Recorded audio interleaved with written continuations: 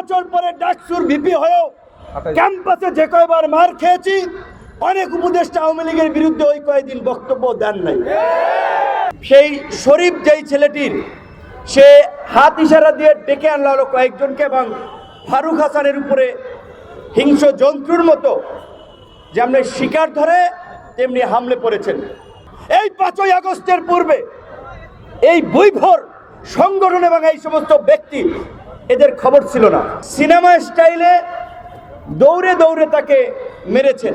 আয়োজক সভাপতি বলেছিল যে ছাত্রদল নাকি তার বক্তব্য খেপেছে, অথচ ছাত্র অতিথি হিসেবে এসে বক্তব্য দেওয়ার শেষ পর্যায়ে আমরা লক্ষ্য করেছি, আপনারা যারা উপস্থিত সাংবাদিক ছিলেন তারাও দেখেছেন, একটি ছেলে বাদিক থেকে এসে পেছন থেকে দুটি লোক ফারুক হাসানের বক্তব্যে প্রতিক্রিয়া দেখিয়েছে এবং মঞ্চের ওই প্রোগ্রামের সভাপতি নাকি ফারুক হাসানকে বলেছিল যে ছাত্রদলের ছেলেরা আপনার বক্তব্যে খেপেছে। ফারুক হাসান বক্তব্য শেষ করে এখান দিয়ে যাওয়ার পথেই সেই শরীফ যেই ছেলেটির সে হাত ইশারা দিয়ে ডেকে আনলা হলো কয়েকজনকে এবং ফারুক হাসানের উপরে হিংস্র জন্তুর মতো যেমনি শিকার ধরে তেমনি হামলে পড়েছেন এবং তাকে বেধড়ক মারধর করে রক্তাক্ত করেছেন।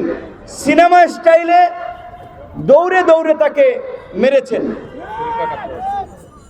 ঘটনাগুলো দেখেন যে আয়োজক সভাপতি বলেছিল যে ছাত্রদল নাকি তার বক্তব্য খেপেছে, অথচ ছাত্রদলের এখানে কোনো ধরনের সম্পৃক্ততা ছিল না, এই কর্মসূচিতেও ছাত্রদলের কিছু না। তাহলে আয়োজক সভাপতি কেন বলল? তাহলে তারা যে হামলা করবে এটি তাদের পূর্ব পরিকল্পিত এবং ছাত্রদলের উপরে ওরা দায় চাপাতে চেয়েছিল। ফারুক হাসান শুরুর দিকে যাচাই বাছাই না করতে পেরে হয়তো ভেবেছিল যে ওরা যেহেতু আয়োজক, ওরা বলেছে এটা বোধহয় সত্য, কিন্তু পরবর্তীতে দেখা গেল ছাত্রদলের কোনো সম্পৃক্ততা নেই। রহস্যটি হচ্ছে এই একই প্রোগ্রামে আমাকেও দাওয়াত করেছিল, আমাদের সাধারণ সম্পাদক রাশেদ খানকেও দাওয়াত করেছিল। তাহলে আমরা যদি আসতাম এই দুজন, তাহলে হামলাটি হয়তো আমাদের উপরে হতো। আবার হামলা করেছে কারা? আন্দোলনে নাকি তারা আহত হয়েছে। এখন আন্দোলনে আহত হয়েছে নাকি অন্য কোনো অপকর্ম করতে গিয়ে আহত হয়েছে সেটি আমরা জানি না, কারণ এখন তো বিপ্লবের ঝান্ডাদারি অনেককে দেখা যায়, বিপ্লবের দোকানদার, বিপ্লবের দোকান। অথচ এই 5ই আগস্টের পূর্বে এই বৈভর সংগঠন এবং এই সমস্ত ব্যক্তি এদের খবর ছিল না। তো এটা আমাদের জন্য অশনি সংকেত যে বিপ্লবের ব্যানার নিয়ে নব্য বিপ্লবী দোকানদার দাঁড়িয়ে যাচ্ছে আর নতুন নতুন দোকান খুলছে। ইউনূস স্যারের একটা ছবি লাগাইয়া, একটা থাম্বনেল লাগাইয়া, একটা গরম হেডলাইন দিয়ে যে ইউনূসকে টেনে নামাতে হুমকি দিলেন অমুক, একই করলেন আসিফ নজরুল, বললেন ছাত্র নেতা, যুব নেতা, অমুক তমক।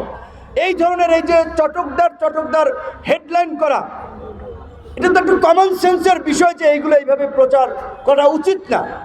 সবচেয়ে ডেডিকেটেডকে নাহিদ ধরেন মার খেয়েছে, নাহিদ মার খেয়েছে একদিন, এইখানে যারা দাঁড়িয়ে আছে 100 দিন মার খেয়েছে। 28 বছর পরে ডাকসুর ভিপি হয়েও ক্যাম্পাসে যে কয়বার মার খেয়েছি, অনেক উপদেষ্টা আওয়ামী লীগের বিরুদ্ধে ওই কয়েকদিন বক্তব্য